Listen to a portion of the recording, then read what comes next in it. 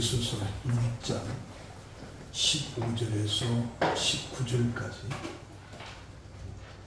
신약 에베소서 1장 15절에서 19절까지 봉독합니다. 이로 말미암아 주 예수 안에서 너희 믿음과 모든 성도를 향한 사랑을 나도 듣고 내가 기도할 때에 기억하며 너희로 말미암아 감사하기를 그치지 아니하고 우리 주 예수 그리스도의 하나님 영광의 아버지께서 지혜와 계시의 영을 너희에게 주사 하나님을 알게 하시고 너희 마음의 눈을 밝히사 그의 부르심의 소망이 무엇이며 성도 안에서 그 기업의 영광의 풍성함이 무엇이며 그의 힘의 이력으로 역사하심을 따라 믿는 우리에게 베푸신 능력의 지극히 크심이 어떠한 것을 너희로 알게 하시기를 구하노라. 아멘. 봉독한 말씀을 가지고 필수적인 성령의 역사라고 하는 내용으로 함께 은혜를 받습니다. 예수님은 제자들에게 성령을 받을 것을 명령하고 있습니다. 이 성령은 어떤 물건이 아니고 인격적인 하나님이십니다. 그래서 예수님께서는 성령을 받을 것을 명령하고 있습니다. 그래서 제자들은 예수의 말씀에 순종해서 오순절에 성령을 받게 됩니다.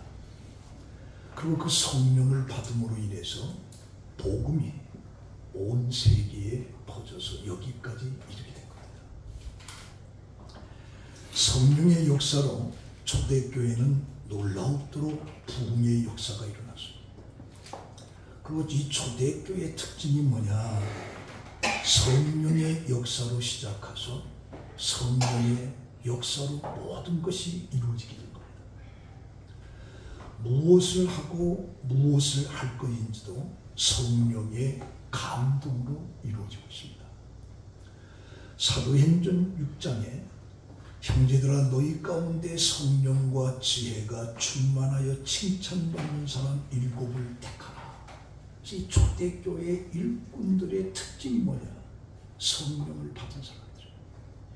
그래서 이 성령을 받은 사람으로 초대교회가 운영이 되는 겁니다. 사도행전 15장에 보면 먹는 음식에 유대인과 이방인들과의 갈등의 문제가 생겨요.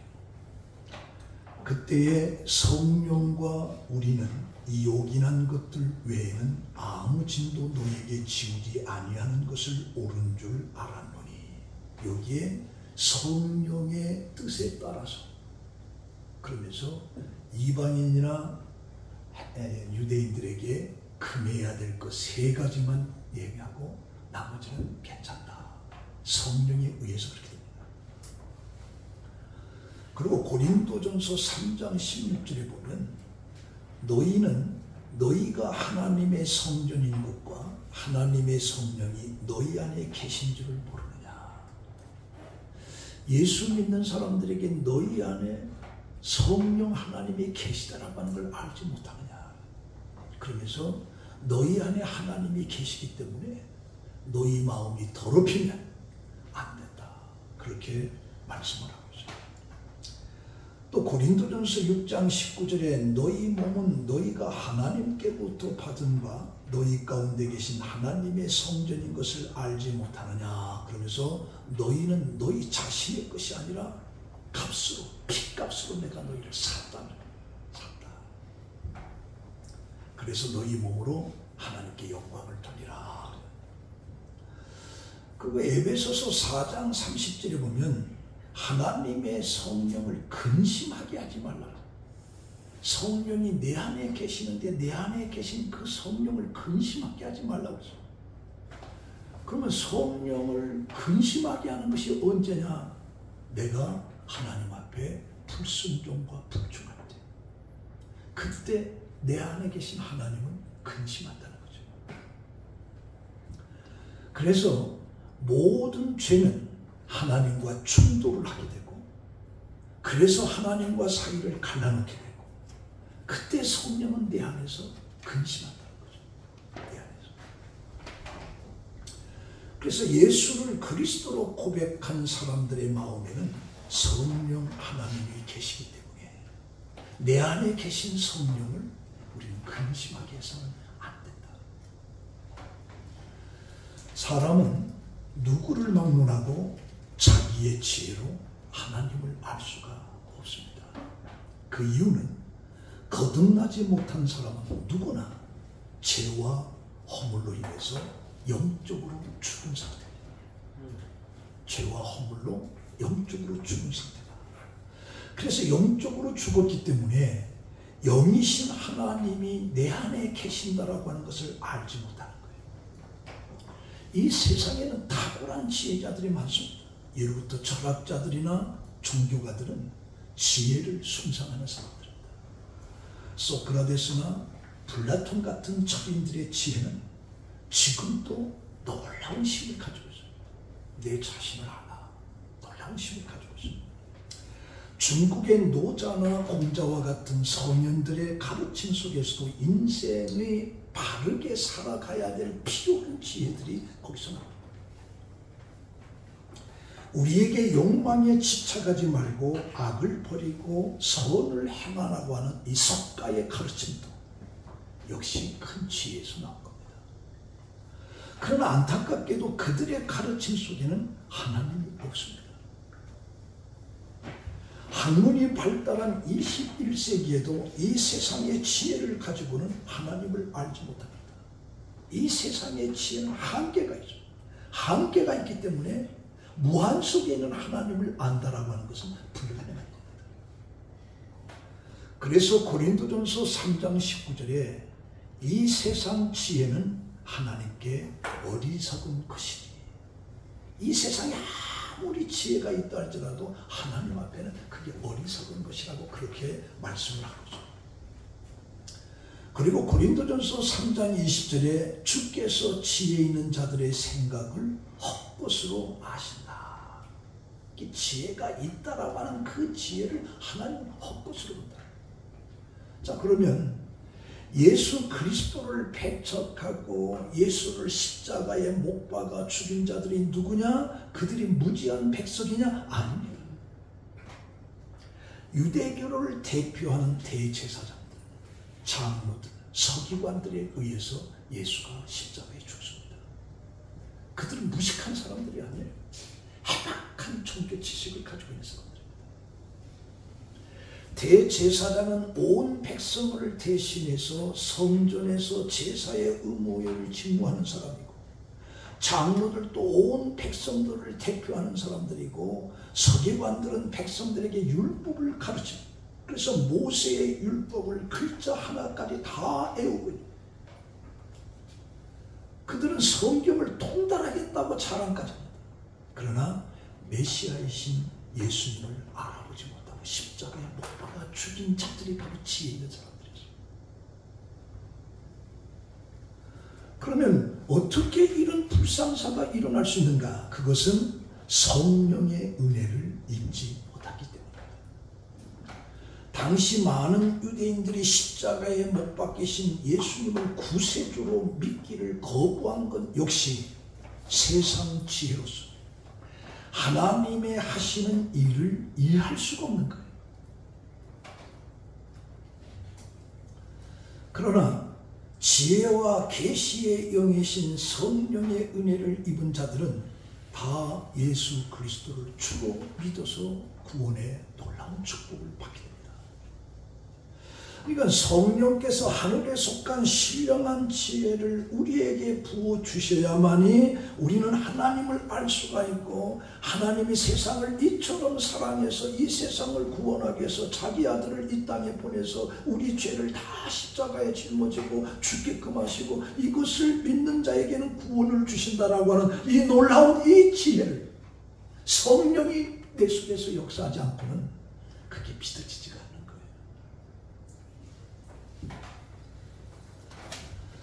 그래서 사람들은 하나님을 경외하지 않고 허망한 우상을 섬기고, 그것이 왜 그런가? 영적인 소경이에요. 하나님의 영이 내 속에 없기 때문에 우상을 섬기면서 그 우상이 나를 마치 구원해 줄 것으로 착각 속에 살아가고 있다. 그래서 하나님을 알 수 있는 길은 단 하나입니다. 그것은 하나님의 영이신 성령의 도우심을 받아야만이 하나님을 알 수가 있어요. 고린도전서 12장 3절에 그러므로 내가 너희에게 알게 하노니 하나님의 영으로 말하는 자는 누구든지 예수를 저주할 자로 하지 않고 또 성령으로 하지 않고는 누구든지 예수를 주시라고 할 수 없다. 성령을 통하지 않고는 예수가 나의 구주 구원할 자라고 말할 수 있는 자가 하나도 없다는 것. 성령을 통해서만 할 수 있어요. 성령을 통해서.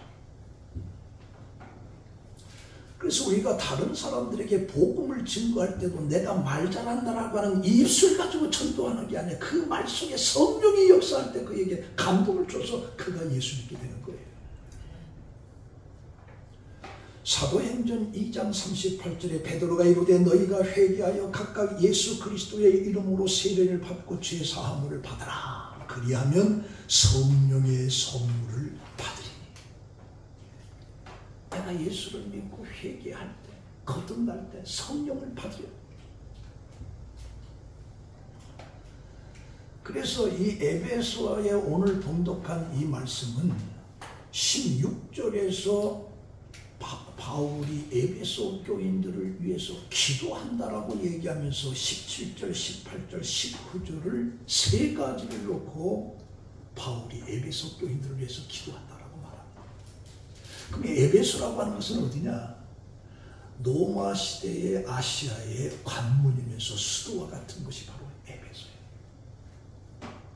그 에베소에 교회를 세워놓고 그 바울이 에베소 교인들을 위해서 항상 기도한다라고 하는데 그 항상 기도의 내용이 세 가지란 말이죠. 첫 번째는 뭐냐? 하나님을 알게 하시고. 17절에 나옵니다.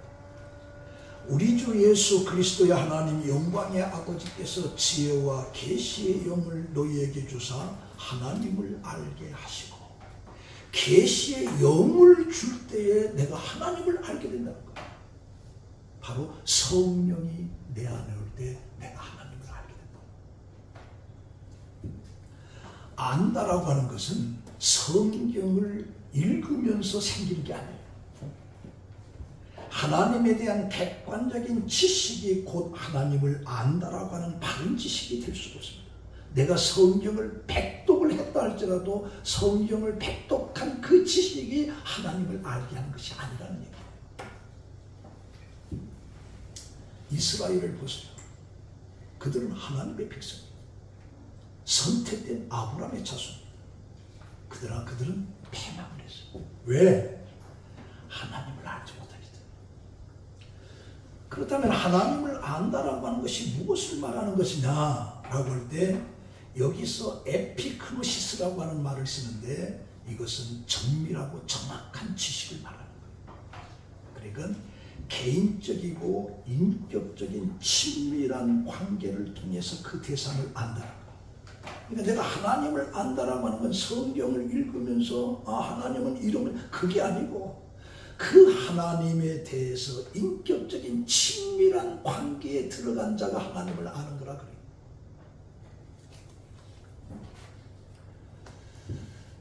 단지 내가 성경을 많이 읽고 성경을 알았다라고 하는 이것으로 인해서 하나님을 아는 것이 아니고 인간의 어떤 탐구적인 것, 내가 성경을 한번 탐구해봐야 되겠다, 이것을 가지고 하나님을 아는 것이 아니라는 거예요.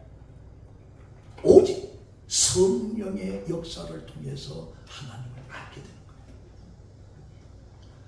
그래서 에스겔 36장 26절에 또 새 영을 너희 속에 두고 새 마음을 너희에게 주되 너희 육신에서 굳은 마음을 제거하고 부드러운 마음을 줄 것이며 또 내 영을 너희 속에 부어 너희로 내 율례를 행하게 하리니 너희가 내 규례를 지켜 행할지니라. 여기에 내 영을 너희에게 부어줘서 그 영으로 하여금 하나님의 말씀대로 살게 하리라.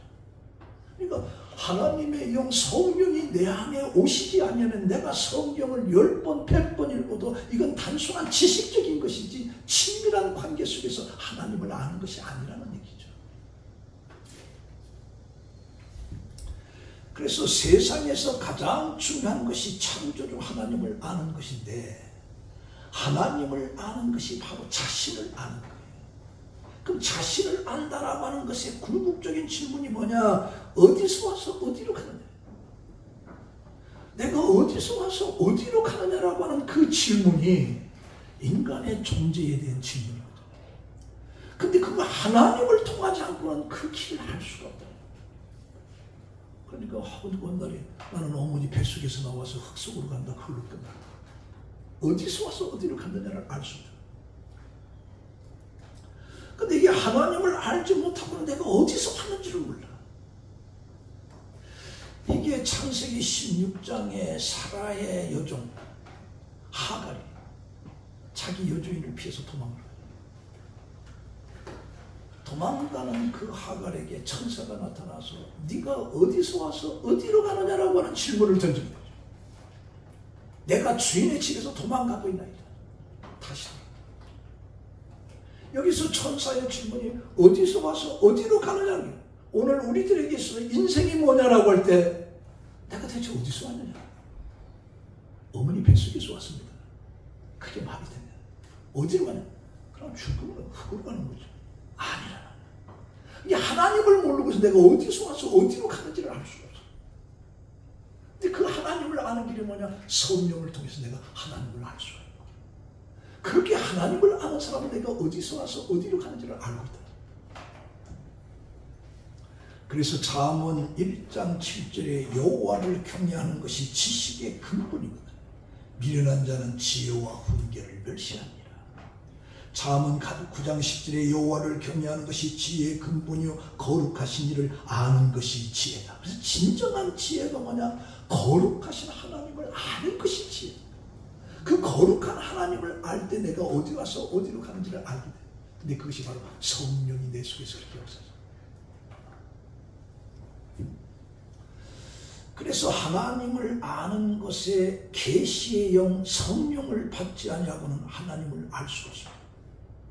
인간의 지식으로는 상식으로는 하나님을 알 수가 없어요. 그래서 마태복음 13장 13절에 내가 그들에게 말하는 것은 그들이 보아도 보지 못하며 들어도 듣지 못하며 깨닫지 못하며 성령이 함께하지 않으면 아무리 오묘한 진리를 얘기해도 그게 무슨 소리인지 모르는 거예요. 알 수 없어요. 이사야 6장 9절에 너희가 듣기는 들어도 깨닫지 못할 것이요 보기는 보아도 알지 못하리라. 듣기는 들어도 깨닫지 못해.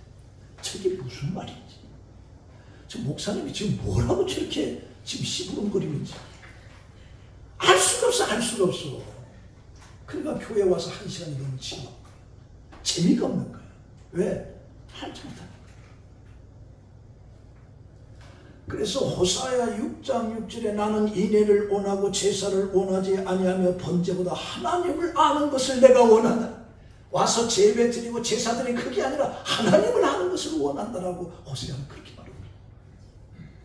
그래서 호세아가 4장 6절에 내 백성이 지식이 없으므로 망하는도다. 하나님을 아는 지식이 없기 때문에 내 백성이 망한다. 그렇게 말합니다. 야곱이 에서의 미움을 사서 외갓집 하란 땅으로 도망가는 길에 그때 야곱은 하나님을 떠나는 것을 알았어. 자기 아버지가 하나님을 섬기고 자기도 하나님을 섬기는데 자기 아버지부터 떠나서 외삼집으로 가는 그 길은 하나님을 떠나는 것을 알았다. 근데 잠자는 도중에 꿈속에 사닥다리가 나다. 그때 다 야곱이 잠이 깨서 돌을 세면서 여기도 하나님이 계신 걸 내가 알지 못했다. 하나님을 섬기고 하나님을 한다라고 하는 야곱도 여기도 하나님의 계시라는 걸 이제 알았다. 이제 알았다. 그래서 우리가 야곱도 꿈속에 하나님이 나타나셔서 말씀하니까 그때 야곱도 여기도 하나님이 계셨다라고 하는 걸 알아.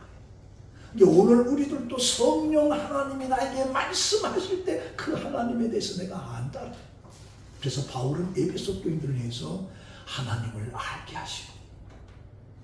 그게 기도죠. 그 다음에 두 번째는 너희 마음의 눈을 밝히사. 18절에 너희 마음의 눈을 밝히사 그의 부르심의 소망이 무엇이며 성도 안에서 그 기업의 영광의 풍성함이 무엇이며. 그래서 바울은 에베소 교인들을 위해서 두 번째 기도의 내용이 뭐냐? 마음의 눈을 밝힌다. 이 마음이라고 하는 것은 심장을 말합니다. 카르디아스라. 근데 원문에는 그렇게 안 나오고 디아노야스라 말이야. 디아노야스. 이 말은 무슨 말? 이해하고 느끼고 생각하는. 그러니까 우리 마음의 눈을 밝힌다라고 하는 것은 하나님을 이해하고 내가 하나님의 존재를 느끼고 하나님을 생각하는 그 상태를 말하는 거야. 여기서 바울은 느끼고 생각하는 것을 이제 두 가지를 얘기하는데, 첫 번째로 소망이 무언지를 안다는 거예요. 소망. 그러니까 나를 불러주신 그 부름에 참으로, 나를 불러준 게 참으로 중요한 건데 왜 나를 불러줬느냐? 소망이에요. 소망. 하나님을 믿게끔 하고 또 성령이 내 안에서 소망을 알게끔 하기 위한 것이다. 그래서 에베소 교인들에게 소망을 알게 하시고, 우리 예수 믿는 근본적인 목적이 뭐냐? 소망입니다. 소망이 없으면 예수 믿을 필요가 없어. 하나님이 왜 나 같은 것을 불러줬느냐? 나에게 소망을 주기 위해서.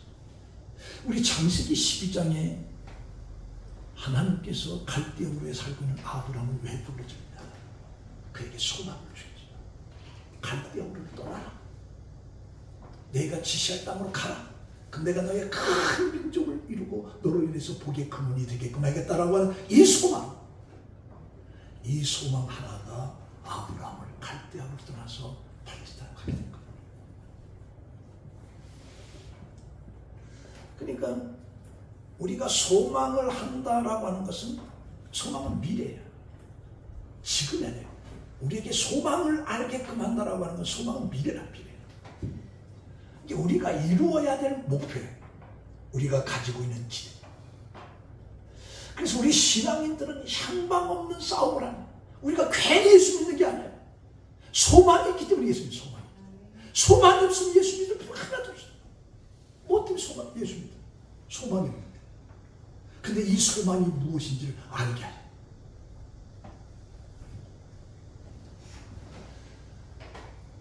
그래서 우리가 그 소망은 다가올 미래인데, 그 다가올 미래에 하나님이 통치하시는 나라. 지금 우리가 보고 느끼고 절망적으로 불평과 불만이 있고 편협된 이 세계가 아니고 하나님이 다스리는 그 세계가 다가올 미래 우리의 소망. 이 소망을 알게 하게 됩니다. 이 소망. 여러분들 이 전로 역정을 여러분들이 잘 아시는데, 성경 다음으로 가장 많이 팔린 책 중에 하나가 바로 전로 역정입니다. 그 존 번연인데 그 내용을 보면 순례자예요. 순례자. 장차 망할 성인 그 장망성을 뒤로 두고, 그리고 천국을 향해서 가는 길이에요. 그 천국을 향해서 가는 길인데 거기에는 많은 세상의 유혹들이 나오는 거예요. 근데 거기에 고난도 시련도, 근데 그게 다 차츰 미래에 있는 그 소망, 그 소망을 바라보면서 현실 속에는 모든 고난들을 헤쳐나가는, 이게 전략이죠. 이게 바로 우리의 소망이야. 우리의 소망. 메트웰이라고 하는 유명한 세계적인 주석가가 있습니다. 그 주석학자가 자기 아버지 필립 헨리에 대한 이야기예요. 그 필립 헨리는 좋은 출신이 아니었어요. 집안이. 근데 신앙에 가문이 좋은 여자를 사귀어서 이제 결혼을 하게 되는데, 그 여자 집안에서는 저 집안은 좋지 못하다. 가문을 이유로 들어서 결혼을 반대를 합니다. 그때에 그 여인이 뭐라고 하냐? 나는 어디 출신인지 몰라요. 그러나 제가 아는 확실한 사실은 그가 어디로 가고 있는지를 나는 알고 있습니다. 그래서 그러니까 오늘 우리들에게 가장 중요한 것이 뭐냐? 과거냐 미래냐? 과거냐 미래냐? 근데 우리 한국 교회에 제가 진단하는 것의 가장 심각한 문제가 뭐냐? 미래가 없습니다. 하늘나라에 대한 소망을 가지고 사는 거잖아요. 교회가. 전부 다 이 세상 현실 속에. 그래서 교회를 크게 세우고 뭐라고. 그래서 그들의 관심은 예수 그리스도의 복음을 통해서 우리가 구원받았다라고 하는 그 관심은 제쳐두고 우리가 얼마나 크고 지금 무슨 말하고 성가대가 어쩌고 뭐 교회가 이런 것들로 쫙 이 복음의 본질에서 벗어나는 거예요.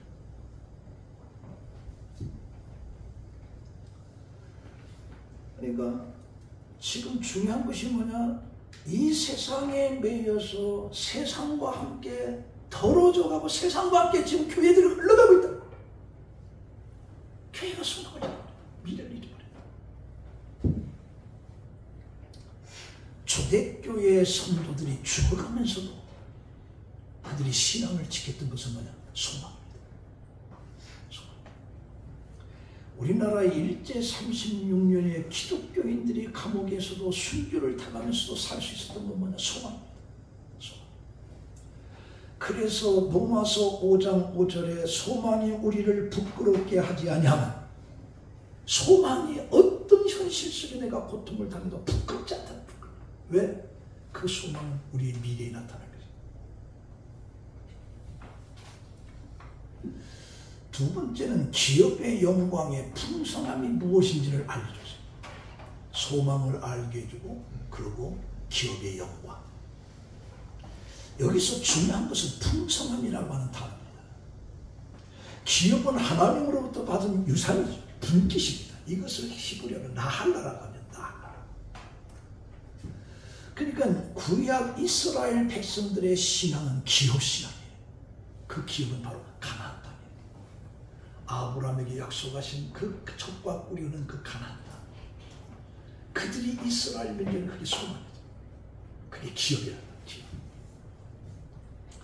그런데 사실 그 가나안 땅을 가보면 기름진 땅이 아닙니다.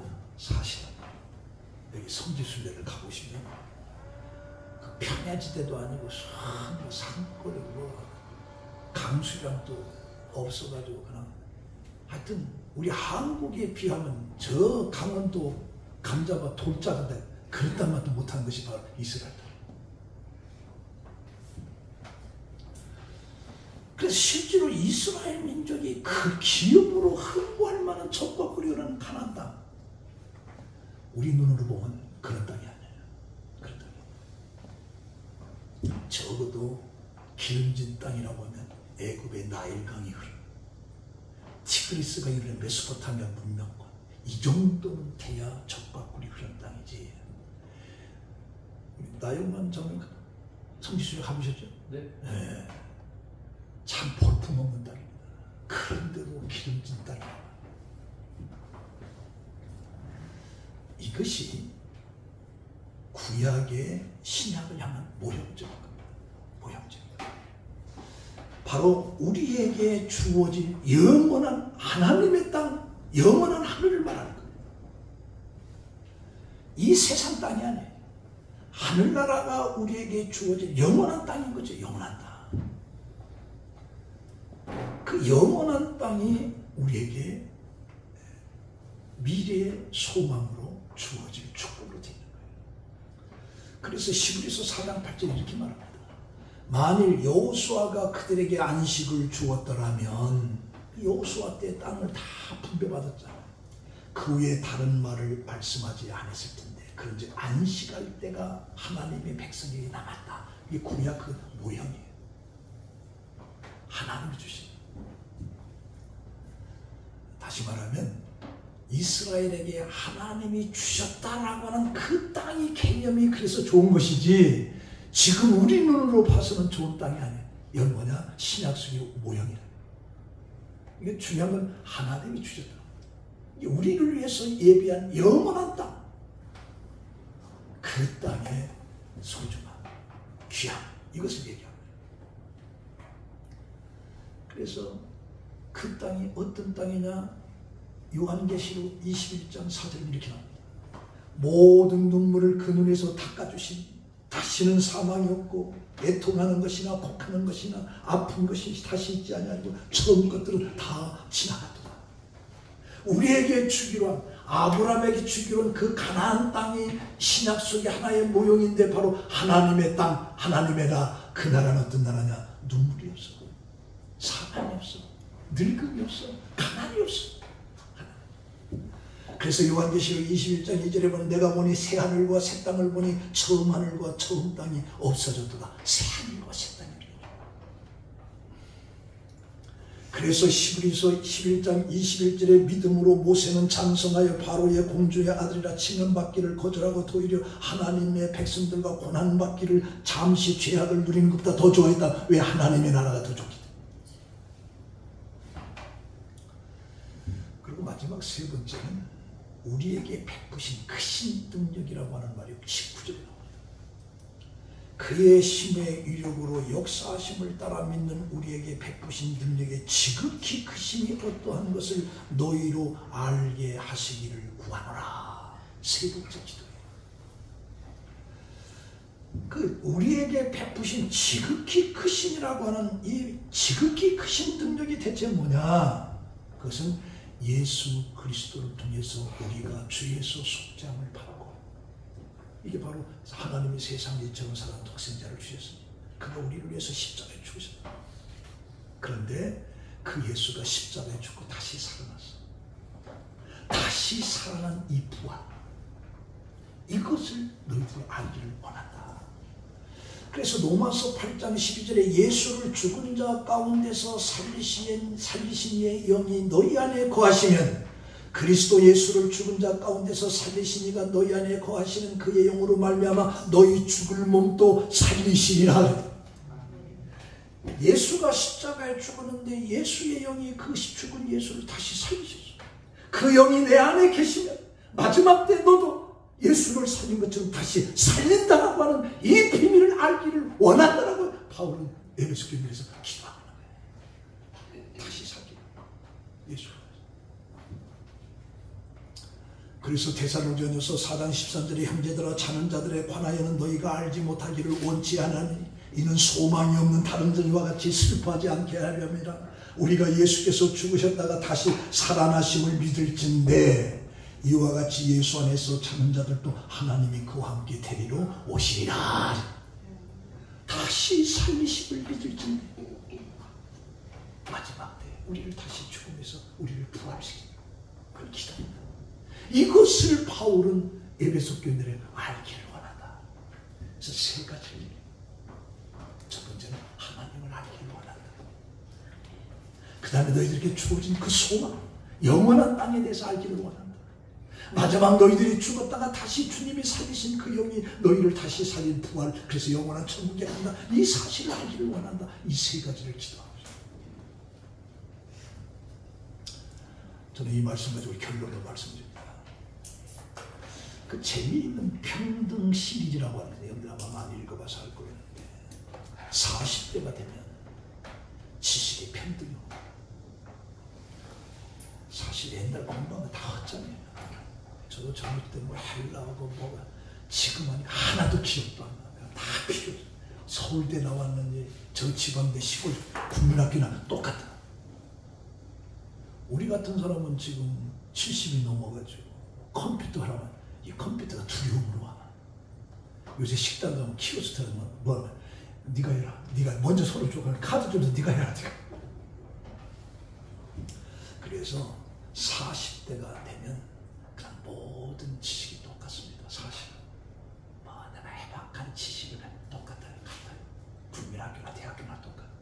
서울대 나오나 저 지방대 나오나 사실 똑같아요. 40대. 50대가 되면 외모가 똑같다. 평등해요. 외모가. 그 젊었을 때는 좀 예쁜 사람도 있죠. 좀 그러지 못한 사람도 있습니다. 그러나 50이 넘으면 여자들이 생기시가 똑같아. 그냥 몸부림치는 거죠. 무장을 가서 어디 가서 뭐 하고 뭐 그냥 마사지하고 몸부림치는 거지만 똑같아. 여러분 알아야 돼요. 뭘 알아야 되냐? 미국 사람이 우리 한국 사람 50대 된 여자들 보면 똑같아.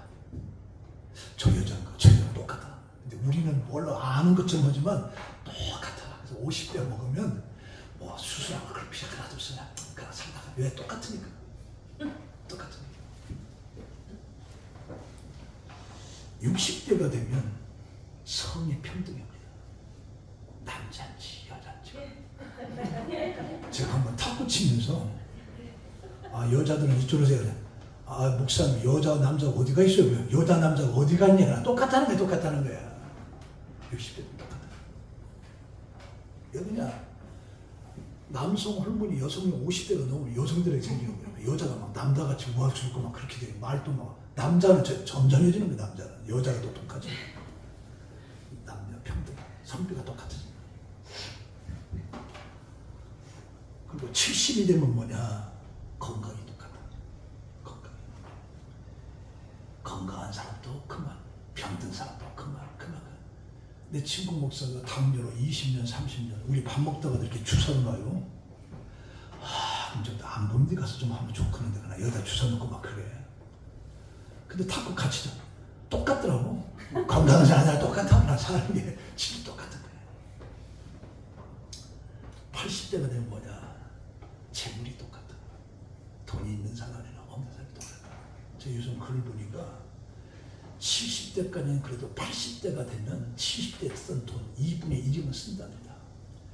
먹을 것도 이가 현찰해서 많이 먹지 못하고 힘들어서 어디 돌아다니지 못하고 이게 돈 쓰는 양이 2분의 1로 줄어든다는 거예요. 그래서 80대면 똑같다. 90이 되면 뭐냐? 사는 거나 죽는 거나 똑같아. 살아있으나 그나 죽은 거, 죽었으나 사는 거 똑같아. 그러나 중요한 것은 뭐냐? 신앙은 절대로 그렇지 않다. 신앙은 그렇지 않다. 시간이 가도 똑같은 것이 아니야. 성장.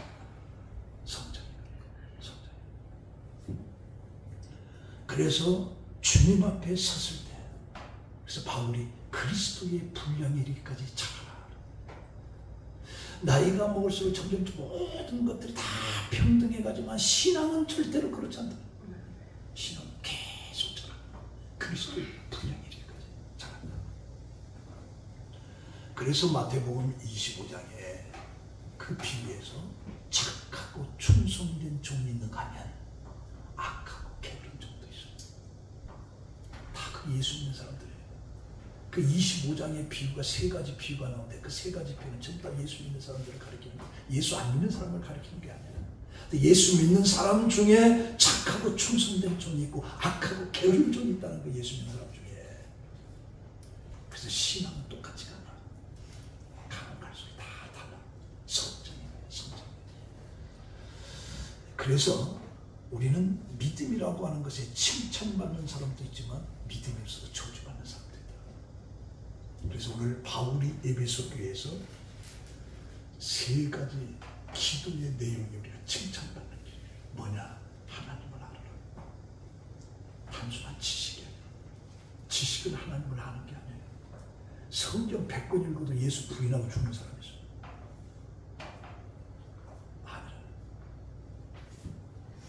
그리고 성령의 눈을 밝혀서 소망에 대한 눈이 떠져야 돼. 소망에. 그리고 마지막 때 주의 영 성령이 예수를 죽음에서 살린 것처럼 우리도 부활의 놀라운 축복이 있다는 이 세 가지. 이 세 가지를 여러분들이 안다면 신앙생활을 함부로 할 수 없어요. 이 세 가지를 안다면 여러분들의 신앙은 놀라우도 계속 성장해가는 그런 신앙인이 될 것으로 믿습니다. 아멘. 기도하겠습니다. 하나님 감사합니다. 오늘 주신 이 말씀 앞에 바울이 에베소 교인들을 위해서 기도한 것처럼 그 기도의 내용 속에 우리는 하나님을 더 알게 하시고 우리에게 나타날 미래에 대한 소망, 그리고 마지막 때 죽었던 자가 다시 살아나는 이 부활의 놀라운 은혜, 이런 사실을 알고 믿음을 통해 통해서 우리의 신앙이 성장해가는 그런 삶을 살게 하여 주시옵소서. 예수님의 이름으로 기도합니다. 아멘.